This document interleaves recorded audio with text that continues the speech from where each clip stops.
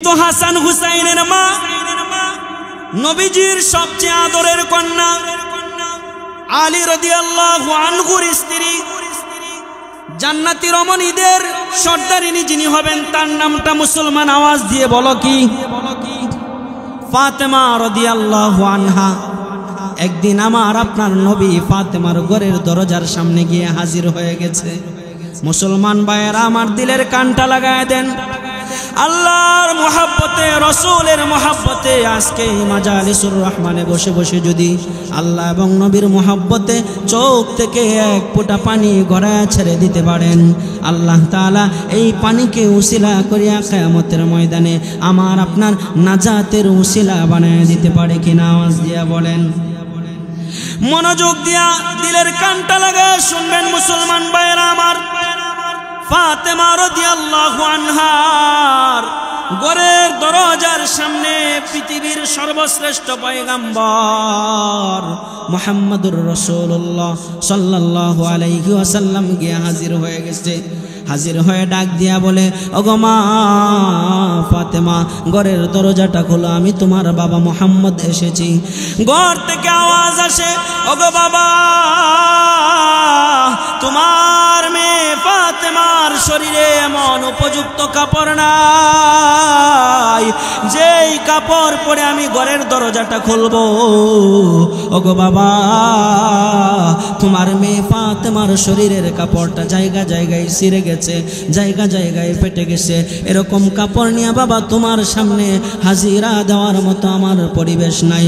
পয়গম্বর মুহাম্মদুর রাসূলুল্লাহ সাল্লাল্লাহু আলাইহি ওয়াসাল্লাম নবীজির শরীরে দুইটা চাদর ছিল। নবীজি একটা চাদর ঘরের দরজার নিচ দিয়া ঘরের ভিতরে ঢিল মেরে দিলেন। ঢিল মেরে দিয়া বলে, ওগো মা, নাও নাও আমার চাদরটা নাও, এই চাদরটা তুমি তোমার শরীরে পেঁচায়া দরজাটা খোলো। আল্লাহর পয়গম্বরের কন্যা ফাতেমা রাদিয়াল্লাহু আনহা নবীজির চাদরটা শরীরে দিয়ে শরীরে চাদরটা পড়ে নবীজির সামনে এসে হাজির হলো। নবীজি তার কন্যা ফাতেমার চেহারার দিকে তাকায় নবীজি হাউ মাউ করে কেঁদে দিলেন আর বললেন, ও মা, তোমার চেহারায় বেশি উঠতেছে, তোমার চেহারাটা বড় মলিন হয়ে আছে। কতদিন না জানি তুমি খাও না, কতদিন না জানি তোমার পেটে খাবার যায় না, মুখটা শুকায় আছে। মা, বলো তোমার কি হয়েছে, তোমার কি সমস্যা?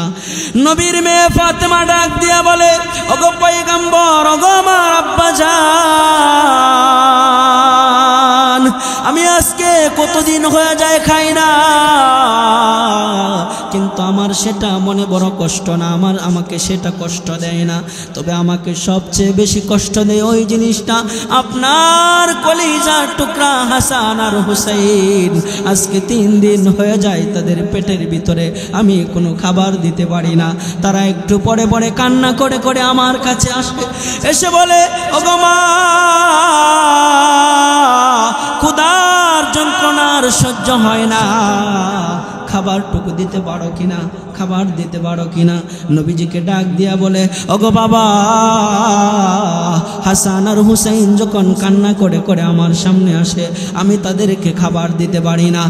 আপনার কলিজার টুকরা হাসান আর হুসাইন কান্না করে করে মাটিতে গড়ায়া গড়ায়া কান্না করে করে একটা পর্যায়ে কান্না করে করে ঘুমিয়ে যায়। আমি হাসান আর হুসাইনকে সান্ত্বনা দেওয়ার জন্যে এই যে আমি চুলার উপরে একটা পাতিলের ভিতরে পানি রেখে দিয়েছি, পানিটা গরম দিতে থাকি আর হাসান আর হুসাইনকে সান্ত্বনা দেই, ও বাবা,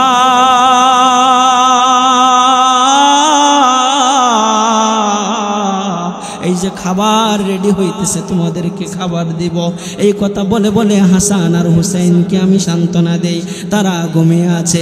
এই কথাটা যখন নবীজির সাথে ফাতেমা বলতেছে, মা ফাতেমা রাদিয়াল্লাহু আনহা যখন বাপ মেয়ে ভাবে কথাবার্তা বলতেছে, এই আওয়াজ শুনে শুনে হাসান আর হুসাইনের ঘুম ভেঙে যায়।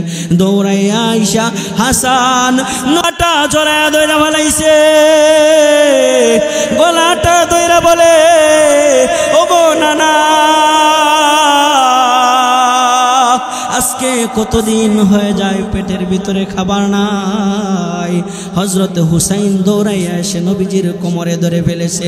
কোমরটার ভিতরে জড়ায়া দইরা হুসাইনও কান্না করে, হাসানও কান্না করে করে বলে, ওগো নানাজি,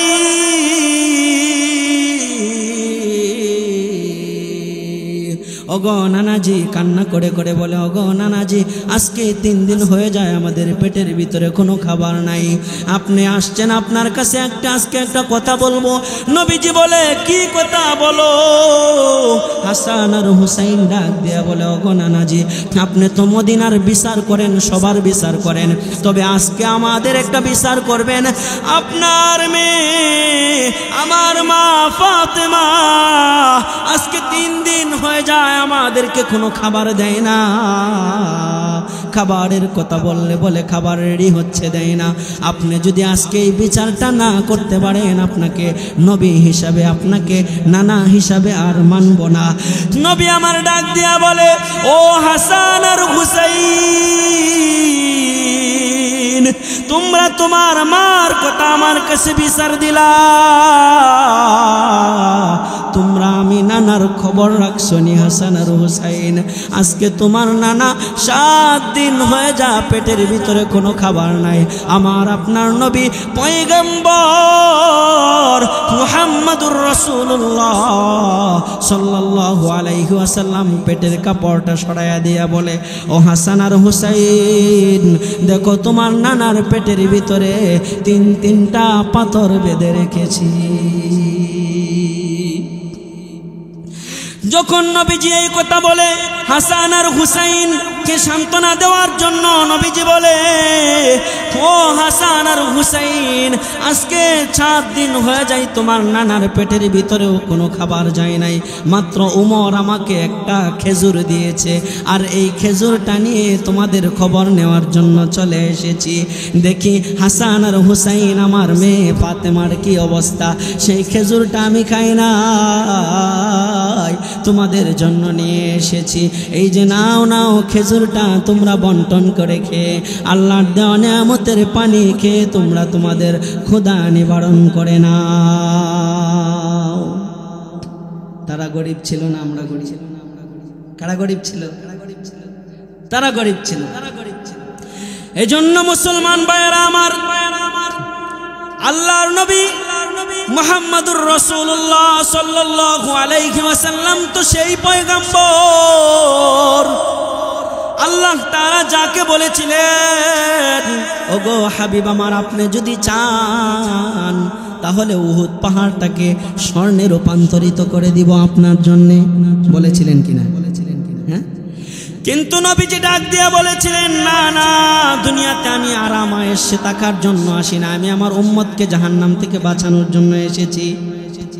এজন্য সাহাবায়ে কেরাম এবং সোনালী যুগের মানুষেরা, আল্লাহর নবীর সাহাবী হযরতে বেলাল, তো গরিব মানুষ, তার চেয়ে গরিব মানুষ আর কেউ ছিল না। এক বেলা খাইলে পরে আরেক বেলা খাইতে পারতো না, এক মুঠো খাবার থাকলে পরে আরেক মুঠো খাবার ছিল না। এক মুঠো খাবার থেকেও আল্লাহর নবীর সাহাবী বেলাল আল্লাহর রাস্তায় দান করেছিল।